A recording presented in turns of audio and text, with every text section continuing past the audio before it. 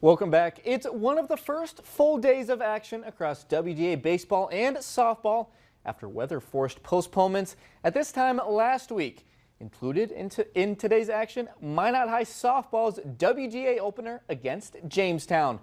Majets win in a pitcher's duel in the first game. Here's game two. Blue Jays up 5-1 in the second. Minot stops the bleeding on the bouncer to Hallie Baker for the third out. Bottom of the third, Sydney Barch hammers a ground ball to short, beats the throw, and that scores Darby Mowbray. Barch on third now, 2 outs. Cameron Garris sends a chopper to third, scooped up by Megan Jarrett. Throw is in time. Scoring picks up for both teams, and the Majets score 8 runs in the bottom of the seventh to snatch a sweep. 12-11, the score of this one. The top two teams ranked in the West baseball meeting in the capital city tonight. Ben Watson gets a barrel on this one in the first inning. A drive to the gap in right center turns into a triple, but the Sabres strand their man on third. The Magi score their first run on a passed ball, then Easton Panasuk follows up with a chopper to first and a throwing error.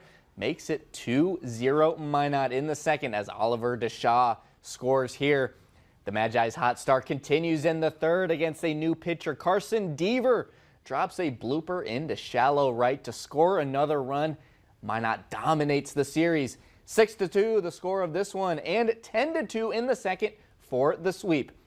Now to Corbett for Minot North's home opener. Century leading 5-3 in the fourth. Called strike 3 to start the inning. One of Gannon Hedberg's 4 Ks of the evening. Later in the frame, Cash Weisenberger curls one between third and short for a base hit. Aiden Johnson can trot home to make this a 6-3 ball game. Bottom of the fifth now, Brody Mueller rips one opposite. Cade Jund extends for the grab.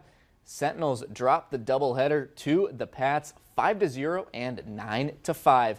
Well, Minot North softball is in its second varsity season, and through 6 games, there are glaring improvements from last year. The Sentinels are 5-1 to start 2025 and have already matched their win total from 2024. Minot North opened WGA play with a road sweep of Century on Tuesday, a team they lost to in all 3 meetings last season. It's kind of the start that we had hoped for, but you know, you're always kind of nervous for the first few games, but I think the girls have played really well and kind of maybe exceeded expectations right out of the gate, so we just hope to keep raising that bar, you know, every game. In the off season, a lot of them put in the work. A lot of them spent time in the cages, went to open gyms, just really spent the time to perfect their craft. After the 6 games we've had, it's really showing. The Sentinels are scoring more than 10 runs per game and have a team batting average of 381. The improvements on both offense and defense complement the young group's growing confidence. Everybody has improved hitting-wise.